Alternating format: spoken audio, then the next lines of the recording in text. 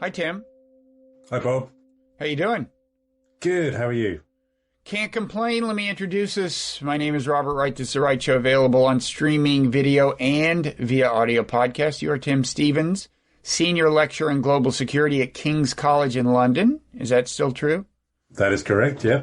And head of the King's, as in King's College, not as in the King, I guess, but the King's Cybersecurity Research Group. You're author of Cybersecurity and the Politics of Time, which sounds a little more metaphysical than the average book about cybersecurity. That's published by Cambridge University Press. Is everything true so far? Certainly is, Bob. Yep. So we're going to talk, as people might have gathered, about cybersecurity. I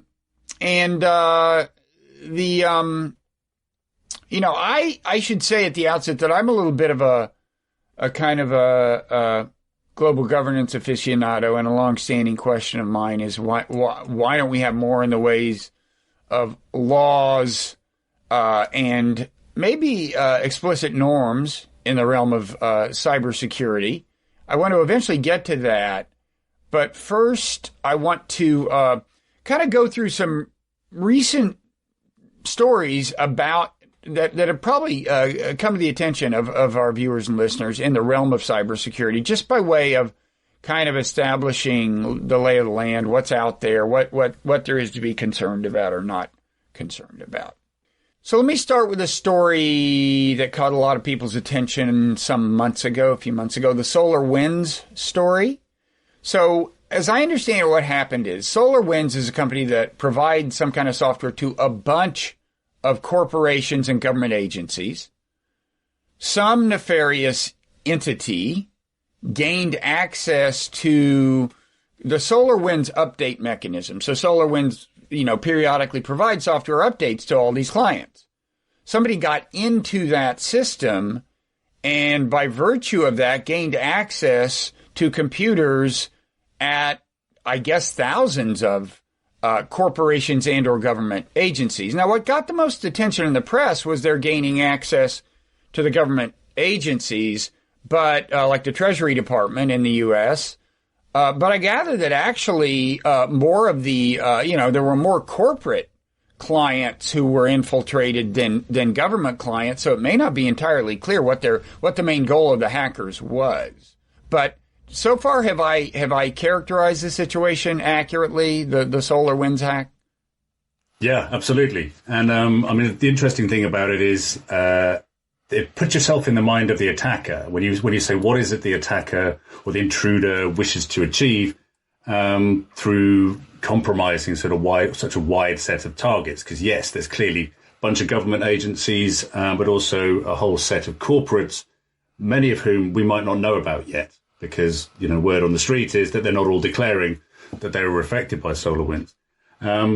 It may be several things might be going on here. The first might be, a dedicated espionage campaign against a set of highly targeted or highly selected targets, or it may be a proof of concept, or it may be just quite an effective attempt to sow uncertainty and doubt in the wider government corporate ecosystem of the United States, because it's certainly done that. I think we can all agree. Mm-hmm.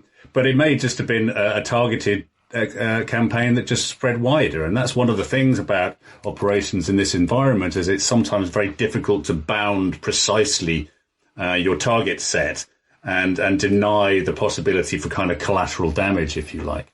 So, in other words, it's not inconceivable that they just had one target in mind. Maybe it's somebody who really wanted to get into Microsoft or something, or really wanted to get into the Treasury Department, or really wanted to. We just can't say for sure.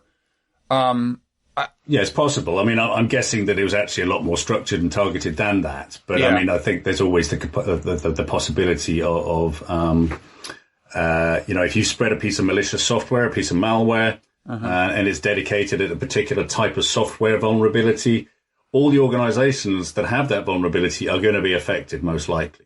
Yeah. So even if you're just targeting 3 corporates and 2 government agencies, there's going to be a bunch of other targets that have that same problem because they haven't yet patched that vulnerability. So it's very difficult to know precisely who's going to be affected in an operation like this. Okay, and this was pretty widely attributed to Russians. How confident should we be in that attribution? And if the answer is pretty confident, what do we mean by Russians? We mean somebody somewhere in Russia, or we know that it's the Russian government, or what? It's a particular part of the Russian security apparatus. Yeah, that's the suggestion. I'm not going to go into precisely whether that's an accurate attribution or not in terms of the precise part of Russian government that's been identified. But we're getting much better at attribution now. And that's partly because we're good at identifying the types of operations, the patterns of operations, the types of tools that are being used by intruders and attackers. Also, you have to set it against the kind of strategic background, which is, does it make sense for the Russians in this case, or the Chinese in this Microsoft incident that's just going on at the moment? Does it make sense to kind of point the finger at these particular actors and agents? So there's a whole kind of attribution picture, which is both technical and forensic, but it's also strategic and political. And in this case, it is part of a kind of pattern of behavior that certain aspects of the Russian security and intelligence services like to do this kind of thing with respect to American targets, but also to targets in Europe and elsewhere. Okay. So you said some of it's forensic and some of it's something else. I mean, how much? It sounds like almost a lot of it is this is the kind of thing they would do. I mean, how much of it is more concrete than this is the kind of thing they would do? This is the kind of tool they have used. Let me be very clear. That's not what I'm saying. I'm not saying we're just going to put it onto the Russians because it looks like a Russian kind of operation. What I'm saying is that's further corroborating evidence of, does this make sense? Okay?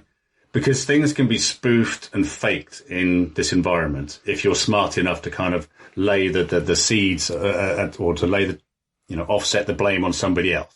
Okay? You can kind of a false flag or something like that. But we're getting much, much better at the forensic attribution here. So we can trace back. When I say we, I mean, the US, its allies in the Five Eyes, the UK, Canada, New Zealand, Australia, and other partners like Holland, Netherlands, the French, Israel, and so on, have actually been able to trace back these attacks to sometimes a particular unit or particular individual. All right. Now, assuming that is the case, it's not going to make much sense if we trace it back to somebody in Berlin, right? Because then you then have to ask yourself, does it make sense for this German government agent to be attacking the United States? Well, no, it doesn't, right? So you think, okay, maybe my attribution is a bit skewy here. But it does make sense if you trace it back to a known operator or unit in Moscow or Beijing or potentially other places. It's just another kind of triangulation. It's exactly what you would do if you were a member of the press. You say, okay, we have this piece of evidence here. What other pieces of evidence can we bring to bear on this problem to make sure that I'm confident that when I send in my piece to the sub-editor, he's not going to turn around and say you haven't done due diligence on your sources. Okay, it's exactly the same kind of thing. And that's when you have an intelligence attribution of a cyber operation, it's a sort of multi-stream intelligence affair. It's not just about asking about the computer forensics. Okay. Well, is it possible for you to say how confident you feel in this case that it's a Russian government enemy, or entity? What kind of probability of confidence are you 95% sure, or? Yeah, I mean, I wouldn't go 95%. I think that's very difficult, but I'd say I'm fairly confident. Yeah, high confidence in what is now a fairly developed attribution capability amongst the Western powers. Now, I know that there are people who are going to say, yeah, but just because the US says it's the Russians doesn't mean it's the Russians, because clearly the US has got an axe to grind against the Russians. Right. But the reverse is true as well. In fact, I would like to pause and say that myself. Now go ahead. Yeah, exactly. Yeah, exactly. I mean, the difficulty we have here is that we've come across this time and time again, is that because this is principally an intelligence game, and you develop a picture of your adversary through intelligence means, through what we call sources and methods.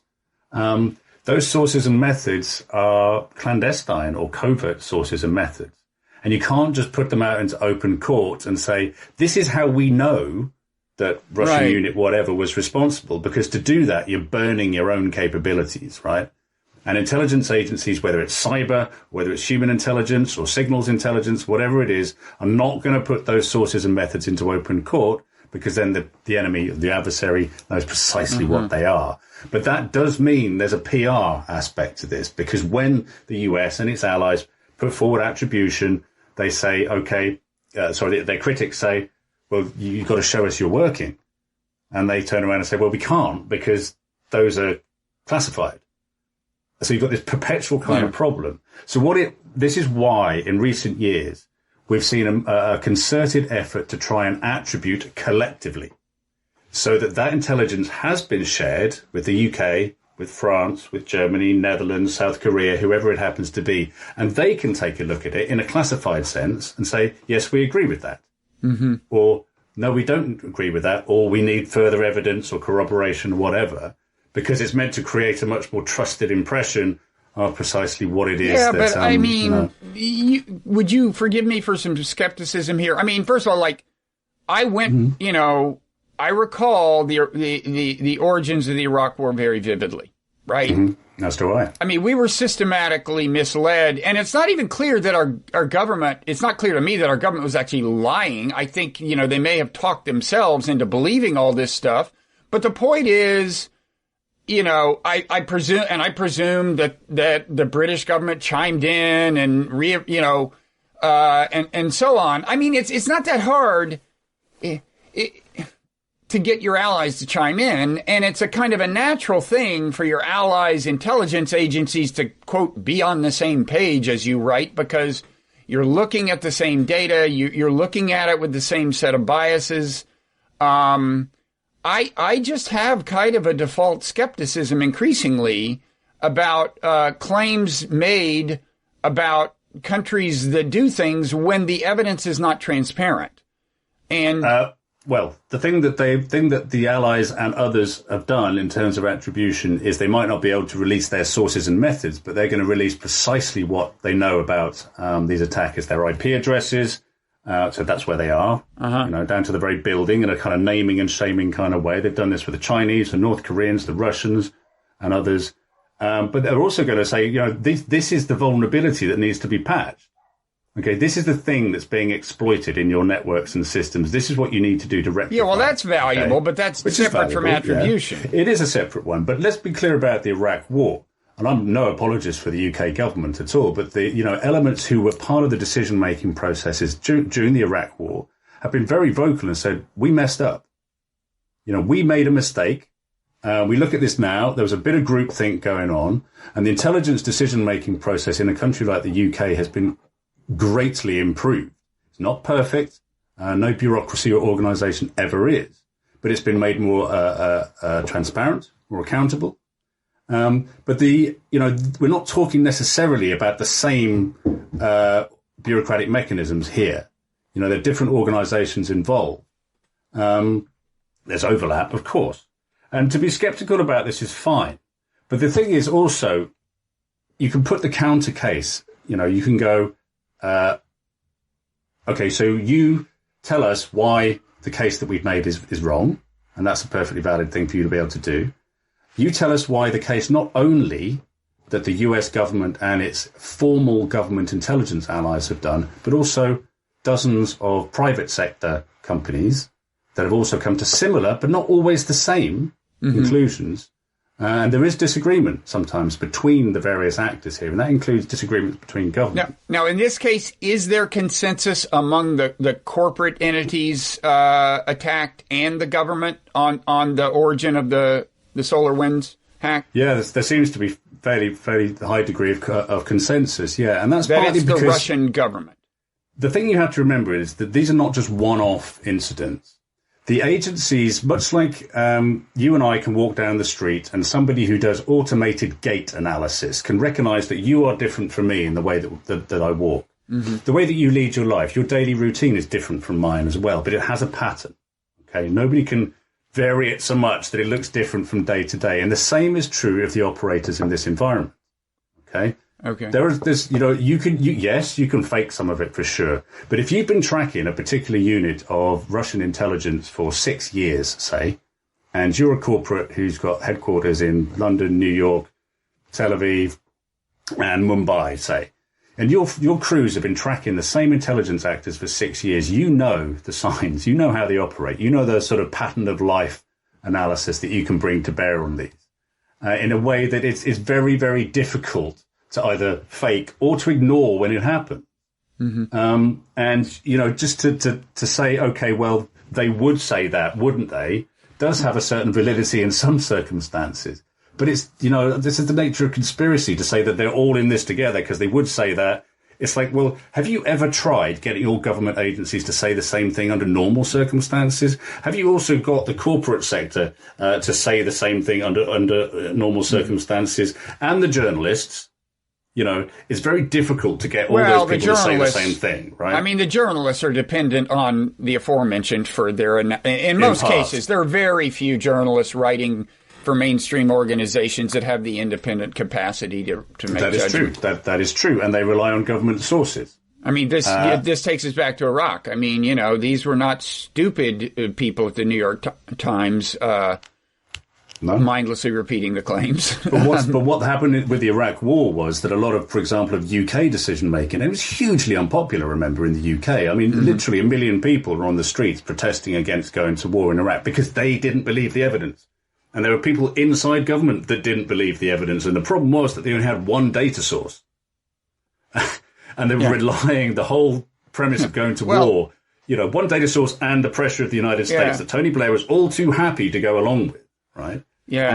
And people knew in government that wasn't enough, but yet the decision was made. It was a political decision, as indeed is public attribution, absolutely. But there are more data points now. You know, this is a tangential anecdote, but I don't know if you're up on this controversy over the New York Times podcast Caliphate. No. They had to retract the whole thing. And anyway, it was premised on this one guy, Canadian, who supposedly had been this jihadist who was part of ISIS and killed all these people. The New York Times ran the podcast, notwithstanding doubts that surfaced in the middle of it. And one way the Times reassured themselves in the wake of these doubts was they called, like their main source was the fact that this guy was bragging on social media about having executed people for ISIS. So once the doubts arose, they called the U.S., they had the reporters call their sources in U.S. intelligence and said, yeah, he's on our no-fly list, yeah. And they called their sources in Canadian intelligence and, yeah, he's definitely on our list. Well, it turns out there's no reason to believe that any of them were going on anything more than the one data point that this guy bragged about it on social media. Yeah, now, I know that this is very different from what you're saying. It's just a cautionary tale for journalists relying on like multiple sources in multiple intelligence agencies. Let me, in that case, Bob, there's a lot of people on no-fly lists who shouldn't be on there. Let's be honest, right? Yeah, sure. And he was maybe one of those. I don't know, but yeah. This is also a story about the incentives of journalists to report dramatic things, and there's plenty. Well, let's move to another example. I don't want to let go of SolarWinds because I have questions about this, but let's move to a recent example that is qualitatively different, because SolarWinds is a case where, okay, they've infiltrated, but they haven't attacked in the sense of damaging physical stuff. They haven't done any power grids, right? I mean, this is, so far as we know, this is in the realm of espionage, right? Absolutely, now, there was a more recent story that's different in the New York Times where they said there's some reason to believe that a power outage in Mumbai, India, was caused by Chinese hackers or government hackers who were sending a signal to India in the wake of a border skirmish about a territorial dispute. Now, one of the reporters there, I believe, is David Sanger in the New York Times piece. He's very good at writing dramatic stories, and I'll leave it at that. I'm not saying I've ever caught him saying anything flatly untrue, but he's good at finding eye-catching stories. And I'm curious what your take is on that. Like how confident should I be that the Chinese shut down Mumbai? I don't think I haven't seen a convincing case that it was them. But then again, I have no particular reason to doubt it either. I mean, I don't work in the classified space, so I'm in exactly the same space as the rest of us. I get to read the newspapers and see the news reports. But again, it's a kind of one of the interesting things about that was that the Indian government turned around and said no, it wasn't the Chinese. Oh, did they? That's the news. That's the report I read in the Times of India, which I assume is also a similar newspaper of record. So the Indian government said, no, it wasn't the Chinese. And the reason for that is because the Indian government cannot be seen to have vulnerable networks that might be exploited by the Chinese, even if it was the Chinese. That could be the reason. It could be that they really don't think it was the Chinese. Or it could not, it just simply wasn't the Chinese. Yeah, exactly. Yeah. So there's quite a lot of kind of ambiguity in this space. And I suspect what will happen is, I mean, I haven't been following that story very closely. I'll be very honest with you. Intriguing though it is, I mean, it kind of makes sense, or does it? Why would China be switching the lights on and off in Mumbai? Is it just a demonstration of capability? Is it a form of signaling? Is it complete nonsense? Well, at the moment we don't know, but I suspect in time something that looks a little bit like the truth may emerge. But you have to do a lot of that investigative work fairly rapidly before systems cycle through their storage and so on. But I don't know. I simply don't know. I mean, it's speculative at the moment. David Sang has got his ear very close to the ground when it comes to national security and cyber affairs in particular. So I don't know. He does. At the same time, there are definitely people in the American intelligence apparatus whose vision is not entirely uninfluenced by ideological disposition. And there are China, just as there were Iraq hawks who wound up misleading us, whether intentionally or not. There are China hawks. There are. And so, skepticism is kind of my default mode. Absolutely. No, that's fair enough, Bob. I mean, the thing is, there are a lot more China hawks, I would suggest, than there ever were Iraq hawks. A lot of the Iraq hawks were kind of, hardcore neocons and stuff. But the Chinese hawks are fairly endemic, one might argue, within Washington and on the Hill and inside the Beltway and much further beyond as well. And you might argue that sowing this story in the New York Times is beneficial to that program. It's not like we haven't seen a lot of China bashing over the last half a decade and more, is it? We've had people on the Hill, commissions and committees and so on, pointing out the existential threat from China for as long as I can recall. Mm-hmm. So, to get back briefly to the solar winds thing, you said we have developed better forensic means for nailing these things down. Is there an example of a forensic thing we're pretty good at now that we didn't used to be so good at, and an example that kind of a layperson could understand? Well, I am a layperson. I'm not a computer scientist. I'm a political scientist. Well, still, I'm you know what I mean. Well, I'm not going to go into the technical details because I don't want to get them wrong. It's as simple as that. I can read through an advisory published by the FBI or the CIA or DHS or in my own country, the National Cybersecurity Center, and make some sense of it. But it's not my job. I'm not a forensic computer scientist, so I can't answer that question. Okay. So you don't. Well, I mean, how confident are you? Roughly speaking, what we mean by forensic, right? The kinds of things that they say they've gotten better at, right? Can you just flesh that out a little? Do you mean IP addresses or? It's that, but it's also the nature of the software that's being used. Okay, so what happens is that there's an expression. A guy called Martin Libicki, he's a very well-known scholar in the field, defense scholar. He says that there's no forced entry in cyberspace. It's not like going up to someone's house and breaking the door down. You have to be able to pick the lock to get in. Okay, You can't do it that sort of brute force way. So what that means is there has to be a vulnerability in a computer system that you can find and exploit, preferably before the owner of the system has noticed that there's a vulnerability. Okay, and to do that, you need bits of software that are going to be able to get in through. They're going to exploit that vulnerability, get in, and then do something on the other side. And the malicious software, the malware that is used for those, comes in many different sorts. And as with any kind of text or technology, there is identities built into that correspond sometimes to the people that built it, to the type of coding that's involved, almost to the style in some cases. Sometimes it reuses bits of tools that were found elsewhere and have been attributed to other actors. So you begin to do that kind of really forensic work, not just about where things have come from and where they're going and what they did, but actually about the tools themselves. And there's a lot of very, very skilled people out there, not just in the intelligence community, but outside in the private sector as well. And that's their job. Okay. That's their job. And in addition to that, all the kind of pattern of life analysis that I was talking about and all the more kind of contextual stuff as well. So, I mean, we got very, very good at that forensic aspect of getting to the bottom of who's responsible for these operations. But it's an intelligence game. It's not kind of the same degree of evidence or the same quality evidence sometimes as you would expect in a court of law. There are other things involved as well because you're dealing in the messy world of international politics. Okay. But, the point I would additionally make about attribution is that who does it serve to make fake claims about another state's culpability? It can do under certain circumstances for sure. But if you're repeatedly doing this, do you not lose the moral high ground by constantly accusing a state that may in fact be innocent?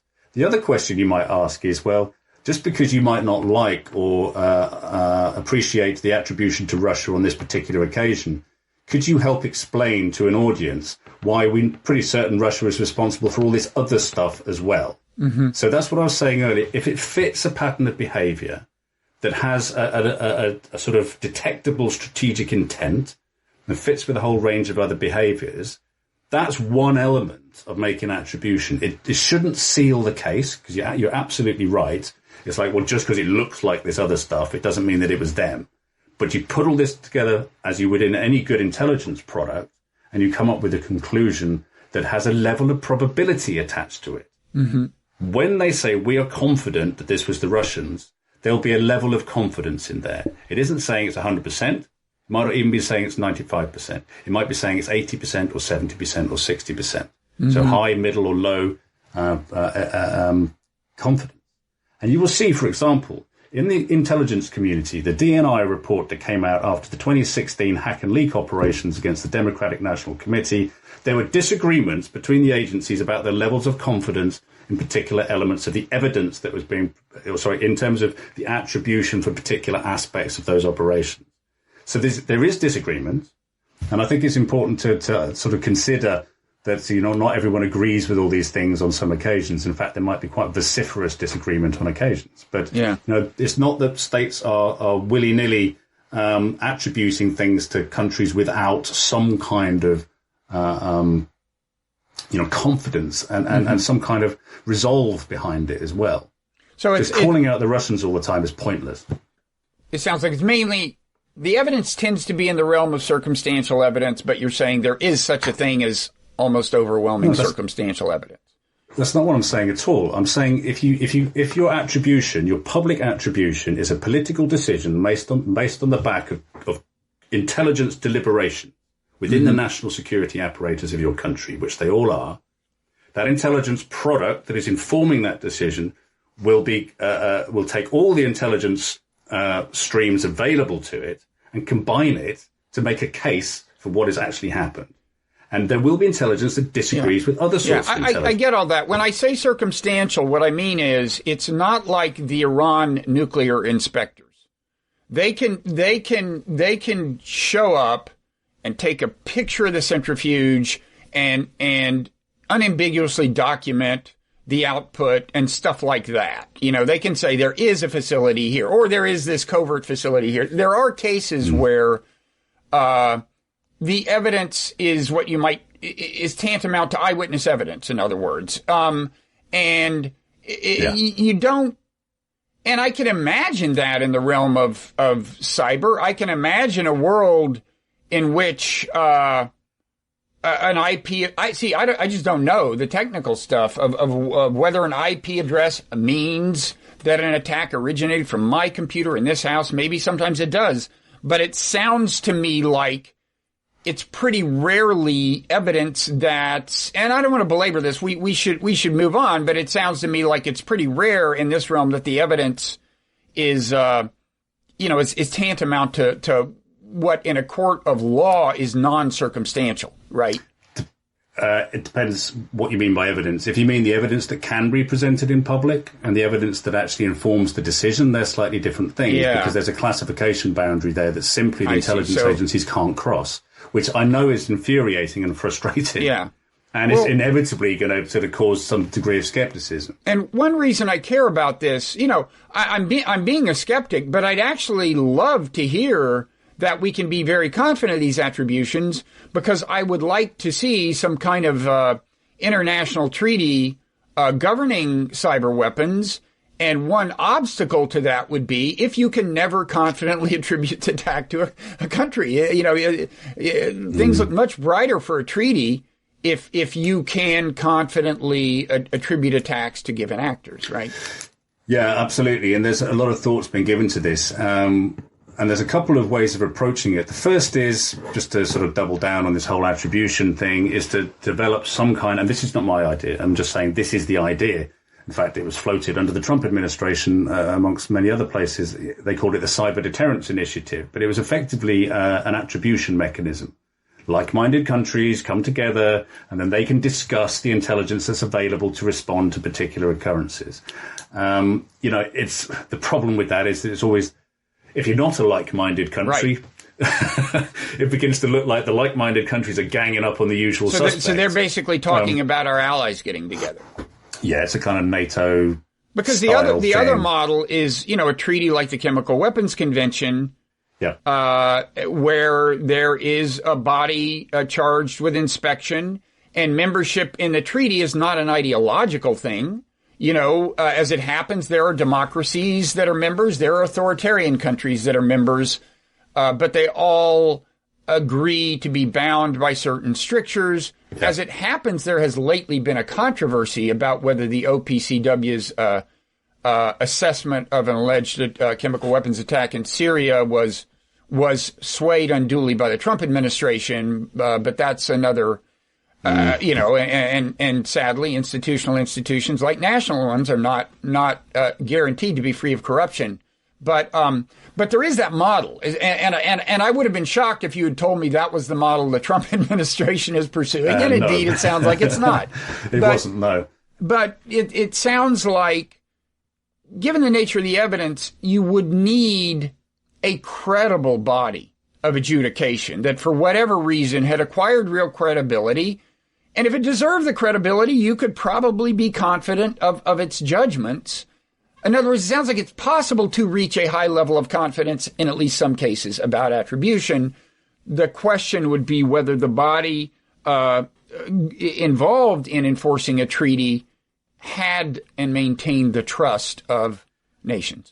Yeah, it's really, really difficult. And I think, and we'll come to that specific issue in a sec, I think we need to consider when we're having this discussion, and I think these are discussions that we need to have, about, sort of trust and attribution and confidence and all that, is that we're relatively early in our understanding of this environment. You and I can remember a world before the internet, right?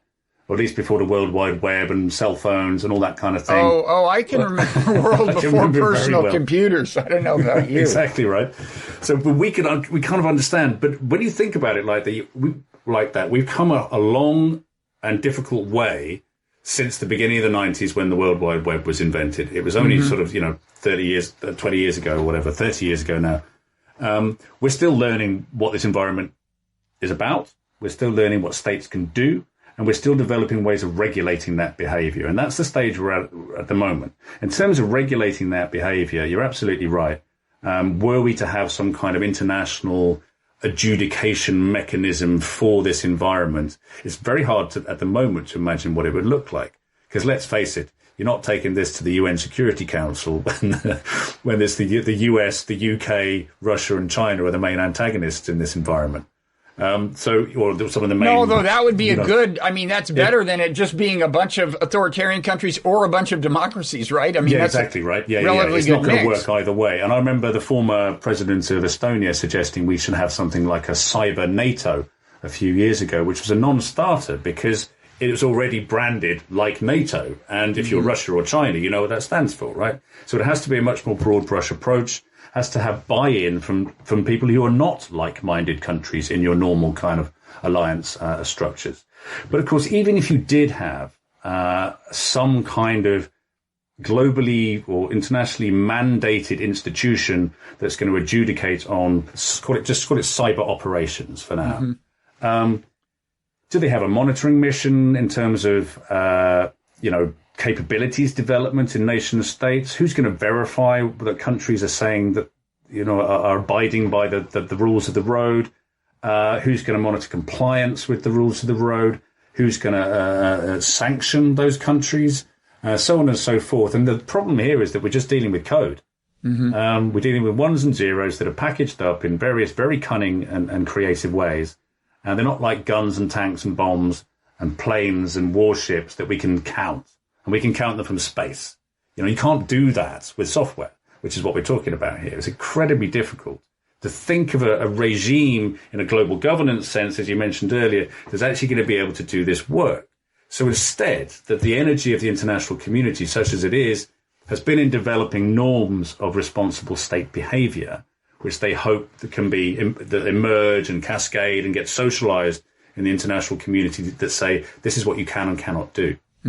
Now, speaking of norms, we've talked about two kinds of cases. Solar winds, there was a penetration of a bunch of systems and presumably surveillance, you could call it data theft, whatever, but it wasn't an attack in a kind of military sense. And then we talked about the India case where if that was another nation responsible for taking out that power grid, that's a qualitatively different kind of thing. Now, my understanding had been that to the extent that norms can even be said to clearly exist in this realm, the first kind of thing is more acceptable. In other words, in the solar winds case, I assume that my government is doing more or less the exact same thing in some country or other this year. Actually, as it happens, I know my government has done something very comparable to the India thing with the Stuxnet attack on Iran, where they actually destroyed centrifuges. And among my problems with that is that it makes it kind of hard for us to deliver sermons about the importance of norms in this realm. But is it the case, notwithstanding the fact that probably my own government is playing in both of these realms, that there is a distinction here, and it is more normatively accepted for a nation to be in the surveillance game than it is for it to be in the taking out power grids and centrifuges game. And the discussions that have been had at the United Nations would recognize this implicitly. We all spy on each other. Even friends spy on each other. And you're absolutely right in that. We call it espionage. All states do it, and we can assume that they're doing it through cyber means as much as they are through more conventional methods. I think that's unmistakable. And what's been really interesting about solar winds, from the outside at least, is that this is the first time I've heard, high-level US commentators saying, well, yeah, we do this to everyone as well. It's always been the elephant in the room in these discussions. And what I've been hearing this year is a lot of people actually articulating that and saying, okay, so if they can do it and we can do it, but we don't like it when they do it, maybe we should be thinking about some kind of regulatory mechanism or something that's going to restrict the worst of this. But you're right, it's qualitatively different from attacking civilian infrastructure. And we've seen, various incidents where energy grids have been targeted and so on. Whether the Mumbai thing was the Chinese or not, I don't know. But we have seen other demonstrable cases where in the US, energy infrastructure has been targeted. And of course, in 2015, the UN group of governmental experts on information security, the P5, the Permanent Five of the UN Security Council, and a bunch of other states signed up to a set of 11 norms and principles, one of which was you shouldn't target civilian infrastructures through cyber means. And yet, we see this all the time. So even though the norm has been worked out consensually by all the powerful actors in this space, we're still seeing potentially that kind of operation being undertaken by those very same actors that have signed up to this in the first place. And that was 6 years ago. Now, so you said that was the permanent 5 members of the UN Security Council, or amongst others, yeah. And they put their name. They signed the document. Yeah, I mean the UN group of governmental experts, universally known as the GGE, always has the P5 on it.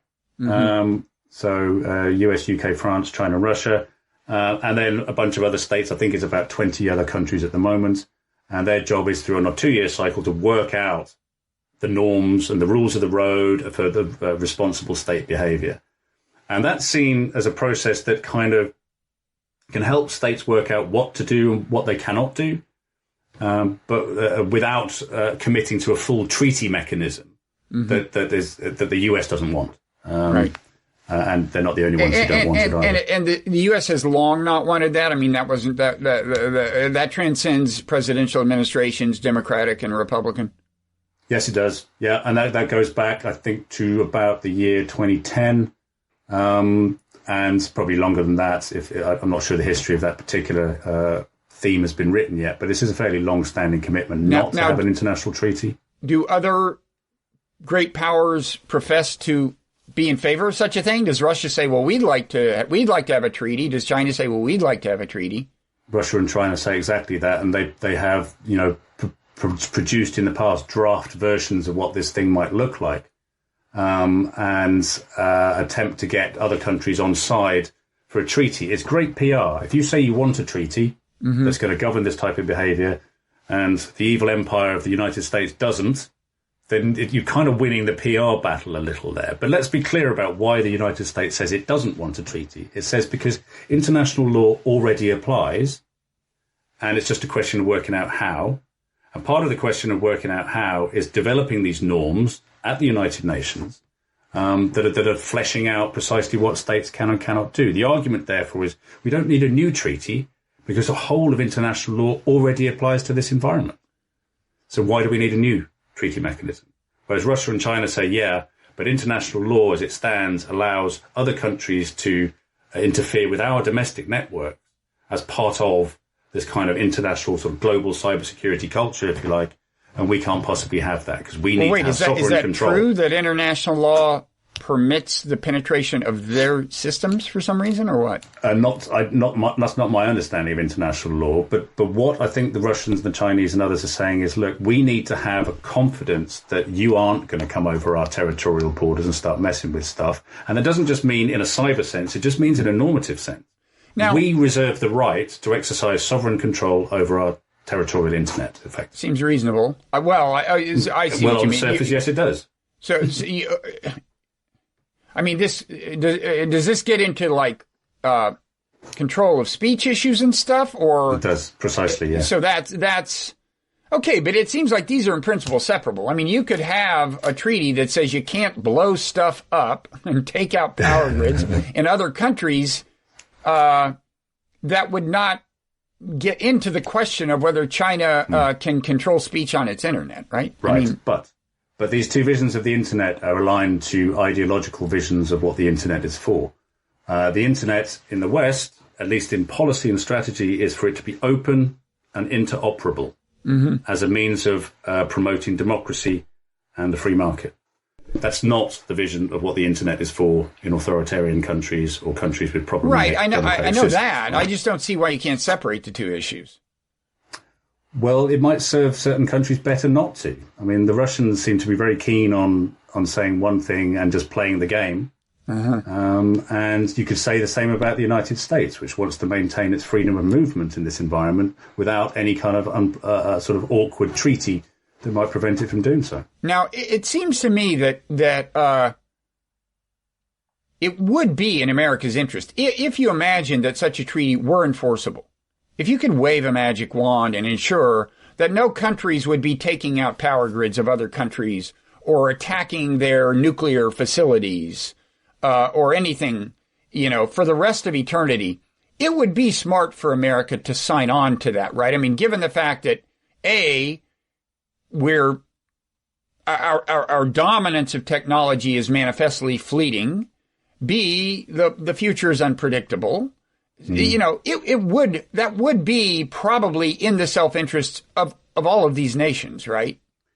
I think what would happen is that, yeah, I mean, you on the face of it, absolutely, yes. Because not only would you be signing up to a set of, or you'd be signing up to an agreement that effectively protects your own network, in potentially at least, or and just makes the world more stable. Just makes, yes. You know. If it works, but this is the problem with the magic wand. The thought experiment is you have a magic wand. The question is whether you believe it is or is not in the self-interest of a great power to actually pursue such a treaty if it's feasible. I grant that that's a huge if. But if it's feasible from a strategic point of view, a point of view of self-interest, seems to me it is. It's like, who needs instability in like we don't have enough instability in the modern world or something? What is the argument against this? Yeah. The argument is because it's not enforceable, I think. Well, okay, but we're in my magic realm right now, okay? I don't want to talk about that for the next 30 seconds. The question is, if it were enforceable, would it be smart at a national level? Yes, it would. Okay, thank you. But it's not enforceable. So that's why states are having to think about how else to do this. And that's why we're talking about norms. What are the intermediate means?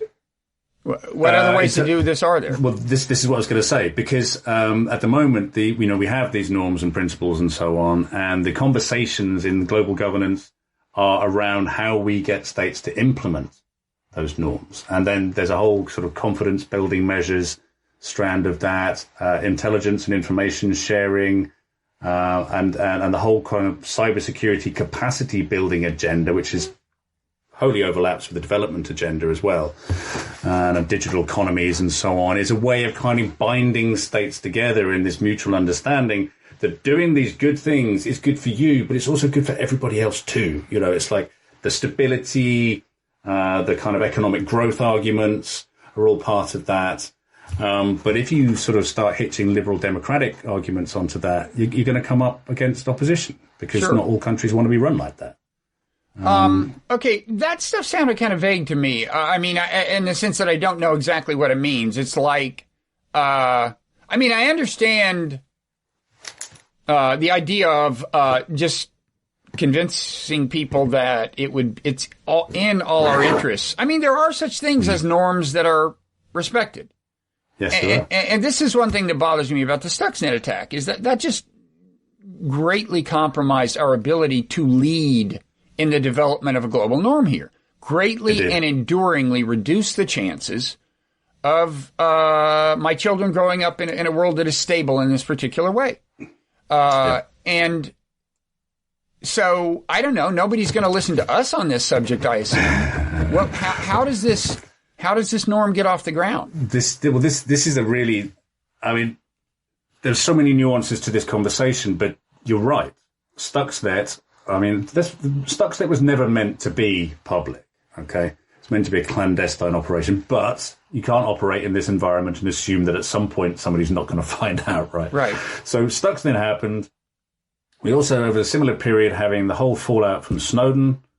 And Snowden and Stuxnet are very different things, okay? But it didn't half make the Americans look bad and anybody else who hitched their wagon to them, by which I mean my own country, you know.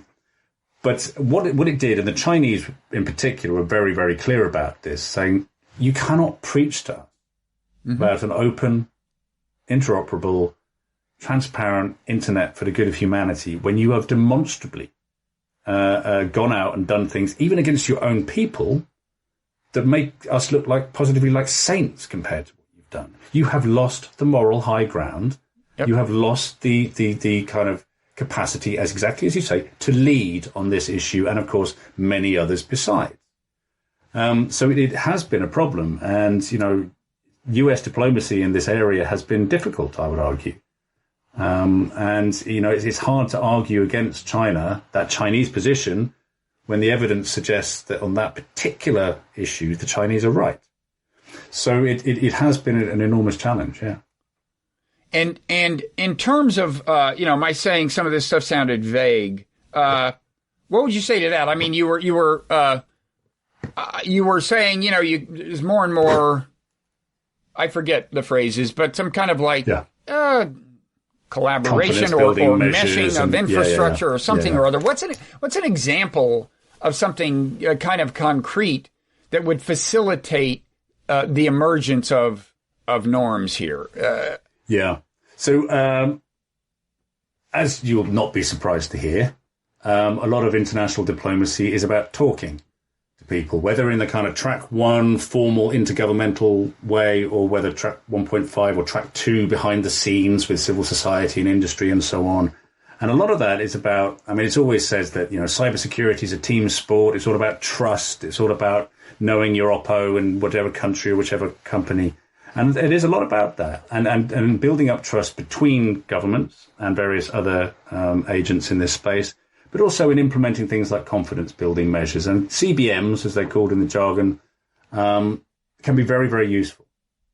It's the sort of thing where you don't just get diplomatic liaisons, but you also get mutual kind of military arrangements that allow one country to go and visit another's navy once every 3 years. And you go and have a look around. The admiral takes you out on the aircraft carrier, and you go and have a look at a missile battery, and you have lunch in the mess and all that kind of thing. And you get to have a look about, and you get to know people personally. And that can be very, very useful when it comes to crisis management.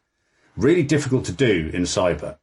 Because, as we said earlier, you can't see the code. But what you can do is you can actually say, well, look, this is the policy we're developing. This is the doctrine we're developing, the military space. This is the money. This is our budgets that we're putting into this. This is who we're helping. This is what happened. This is who we're working with. And just trying to be a bit more transparent about exactly what it is that you're doing. Mm-hmm. And this comes back to this intelligence issue. People spy because they want to know the disposition of the enemy, as Sun Tzu is alleged to have said. You want to know what your enemy is doing, and you want to know what your enemy is thinking, even if your enemy is potential or actual. And intelligence is absolutely crucial to that. That's why we spy. And it's the same in the cyber environment as well. But you're not actually always going to be able to spy in quite the same way as you once could. But you can develop other mechanisms of generating information about the disposition of your enemies, adversaries, friends, competitors, whatever it happens to be. So trying to be imaginative about how countries interact with one another, even countries that might not ordinarily like to. Let's not forget that we have military cooperation missions with the Russians. Right. We don't necessarily have them in the cyber realm, as it were, but there are international structures that exist purely to manage NATO-Russian tension and European-Russian tension. So there are precedents for this. And trying to maximize those in a diplomatic and in sort of track 1.5, track 2 way is really where a lot of effort is going at the moment. Mm-hmm. Because trying to manage expectations, share knowledge about best practices, try and determine are we implementing the norms that we signed up to, and so on and so forth is all part of this. And people will look at the outside and go, well, that's all very, very vague, and I understand that because it can take years to develop these. But there is a lot of effort going into these, I can promise you. One thing this makes me think, if I accept your view that at least in any kind of near-term framework, a treaty is not practical because of verification issues. And so you have to focus on kind of develop norms, confidence building, and so on.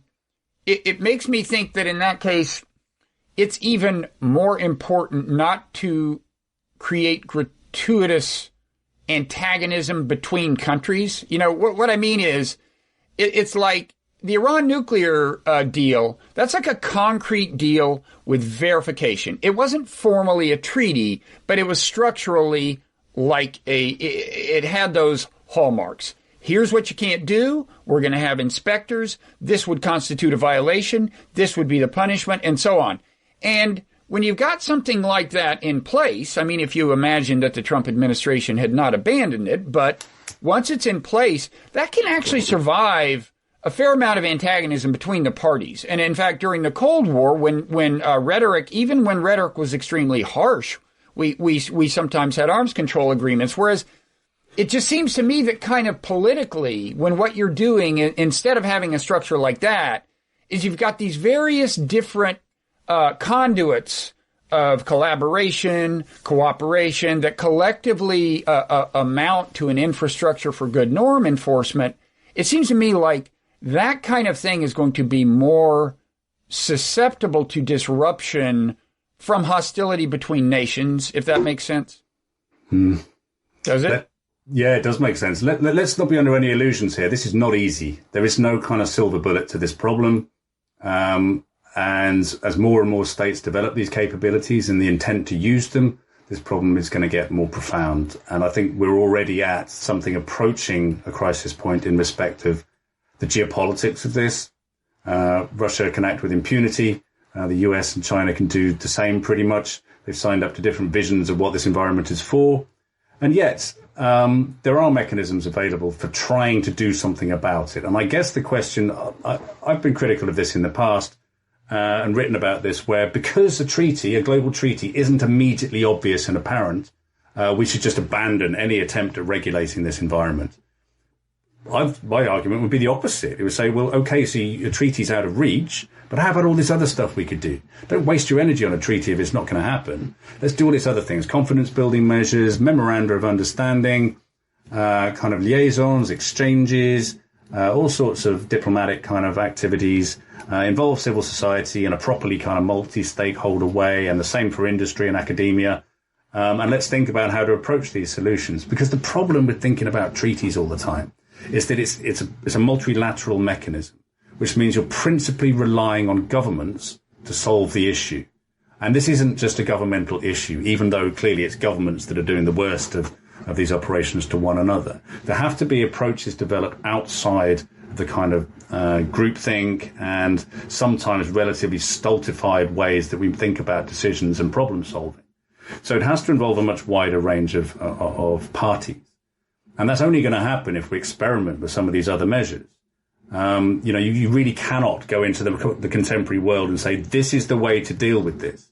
And you'll be fully aware, Bob, you probably have people on this show who go, right, this is black, this is white, and this is this is the only way that this can happen, right? Sorry, I'm an academic. I can't think like that. I'm like you. I have to be skeptical about this and go, okay, I can see the pros. I can see the cons. I can also see where it's of use to try this without the expectation that it's necessarily going to succeed. Obviously, that's a much more difficult proposition for a government to enter into than it is just some lone scholar.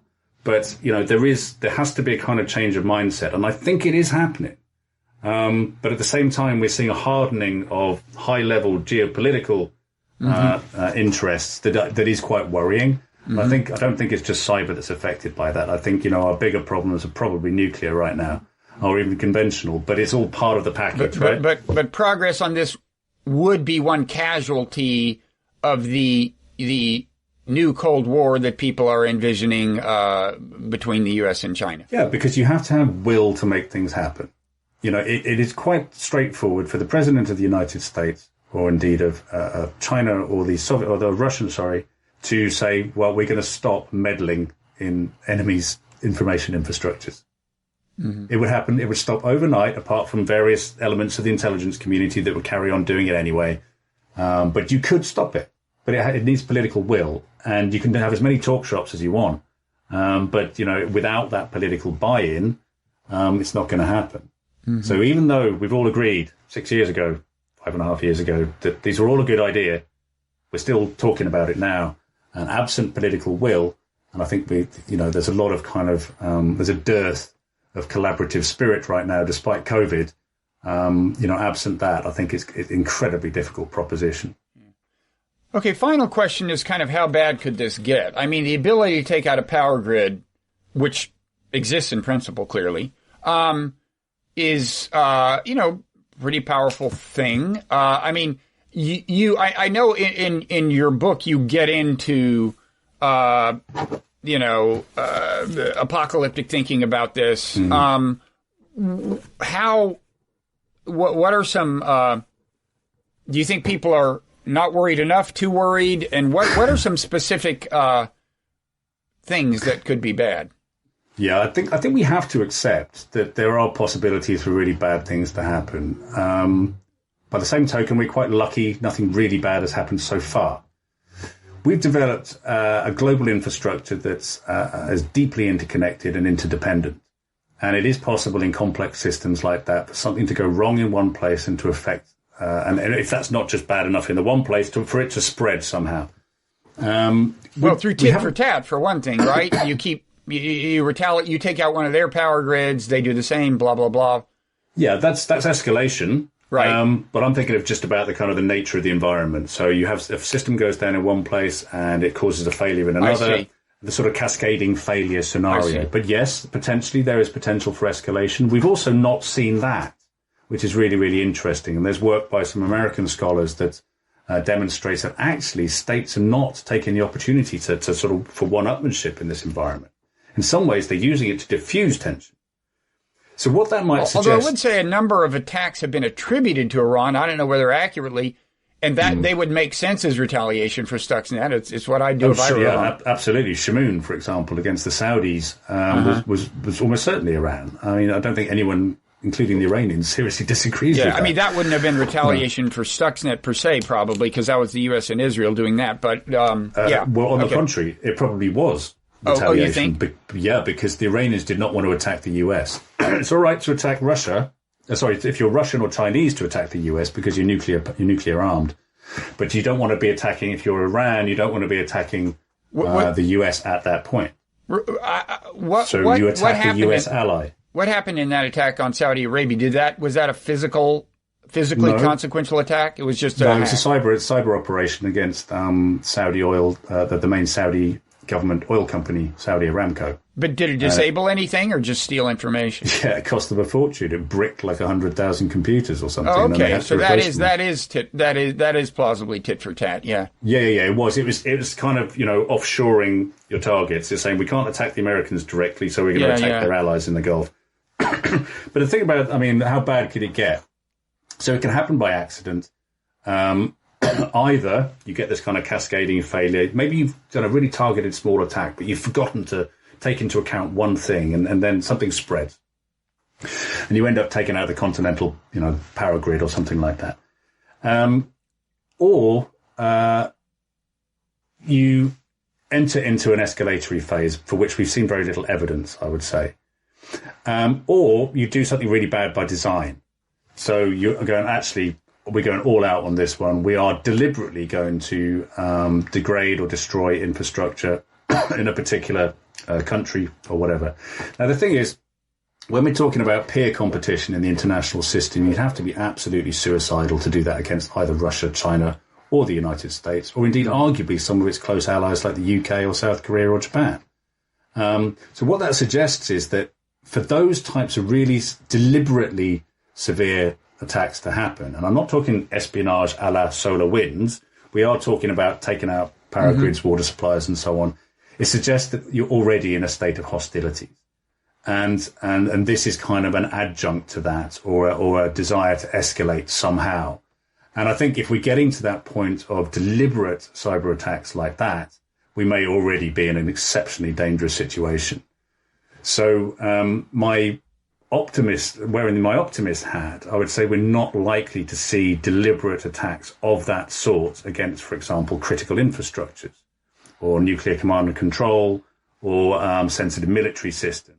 We'll see a hell of a lot of IP theft and espionage, but we're not going to see the kind of destructive denial, sabotage attacks that we could potentially dream of. Although, of course, the best example of that is Stuxnet. And thrown back on this problem of, well, you did it.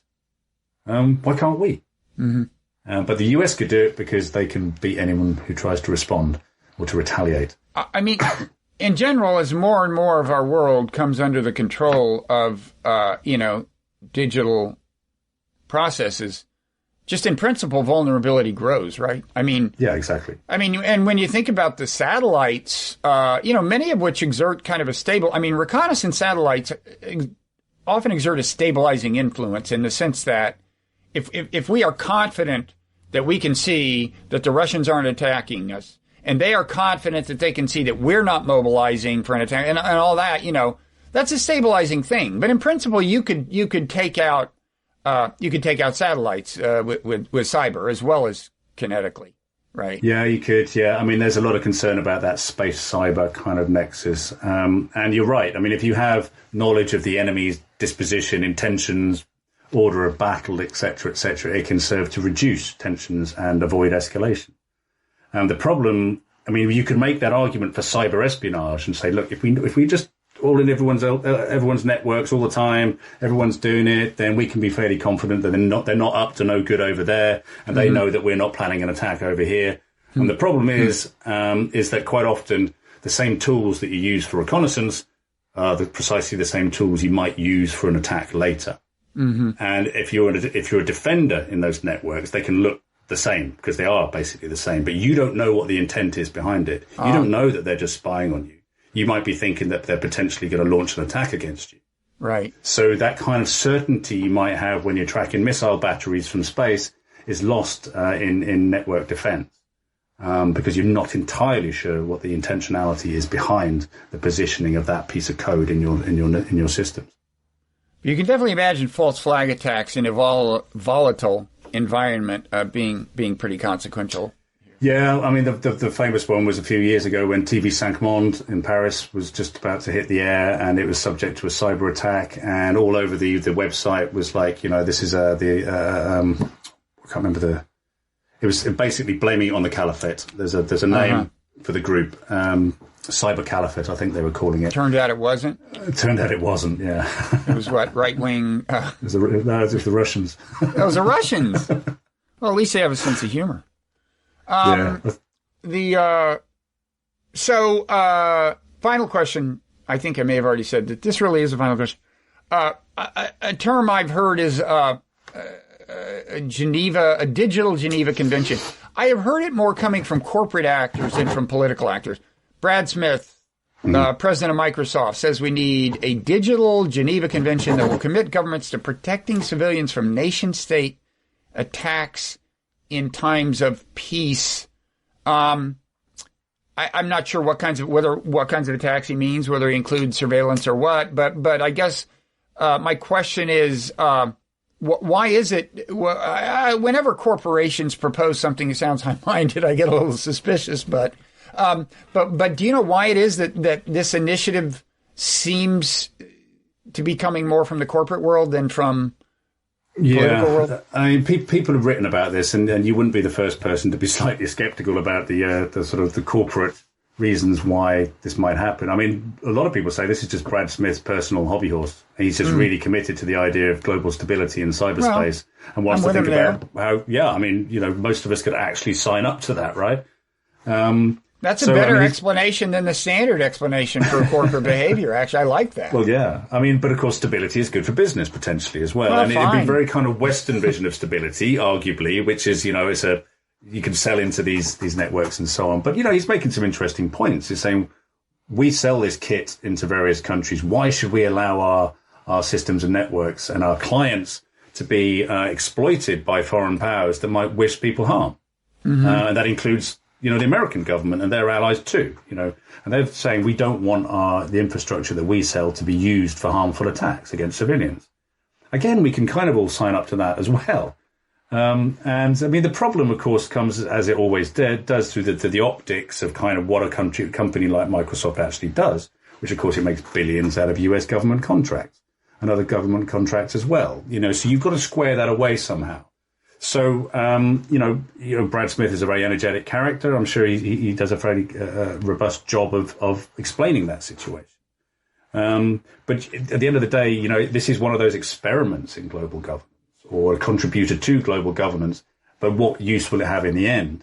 What use will it be in the end? Sorry. And I'm all up for it, actually, in terms of a kind of an experimental mode of organization that might generate some norms around might bolster or the existing norms or generate new ones around what should be happening on the network.